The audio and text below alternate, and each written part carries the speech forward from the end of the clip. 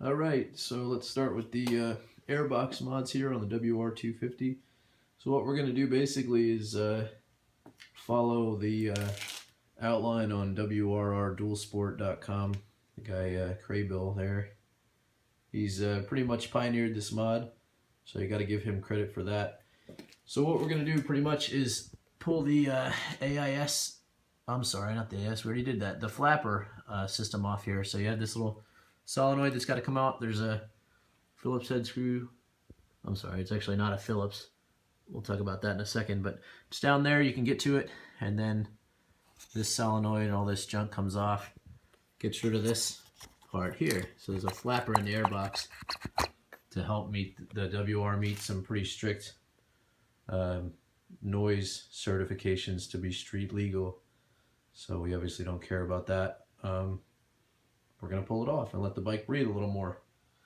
So I'll be back with you here in a moment. All right, so that took all of about 10 seconds. So you have your screw here that comes out. I use my JIS driver. It's Japanese industrial standard. It looks like a Phillips, but most of the screws on this bike are actually that thread count. Phillips would probably work, but I just like to use the right tool for the job here. So that releases the solenoid here, and then you just unclip the little wiring harness from that.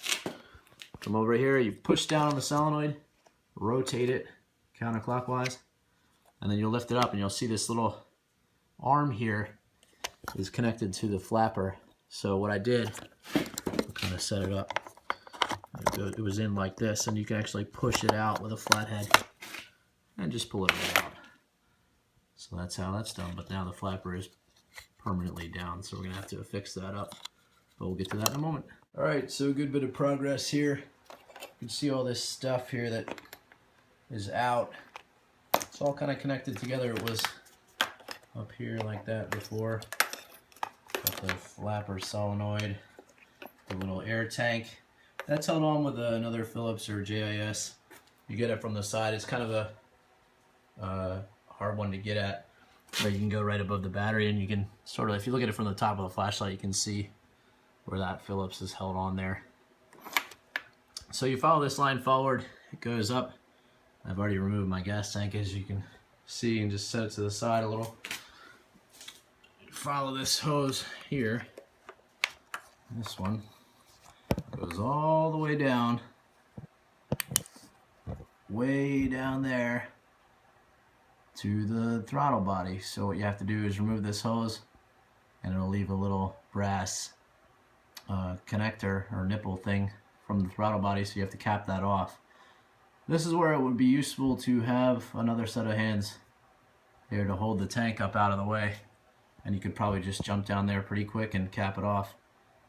So I'm gonna have to figure out how to do that by myself since I'm home alone right now. So we'll figure it out, and I'll be back with you here in a second. Alright, so I'm not gonna say that I'm a super genius or anything. I mean, you guys can you know, dish that praise out if you want, but here we go, my little helper here. So I got my very favorite tool, the zip tie. Put it through the front tank mount onto the bar. As you can see, we got plenty of room here on the hoses to move the tank all the way off to the side. Now I only have just a little bit of gas here in the tank. I would advise, before you do this mod or attempt some ghetto rigging like I'm doing here, to go ride for a little while, burn off some gas. So I probably got about, oh, I don't know, 3/4 of a gallon in there, so it doesn't weigh too much. I'm not gonna leave it like that for very long. I go in here and get this hose down there, pull it off, cap it off, and then put the tank back. We'll see how that goes. All right, as you can see, all the hoses are removed here.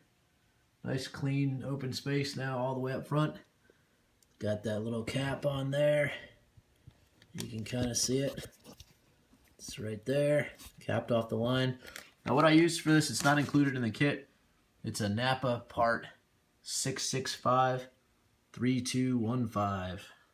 It's made by a company called Ball Camp. They're rubber caps. I had to buy 18 of them, which is pretty annoying. This bag was like, I don't know, $4.99 or something like that, $5.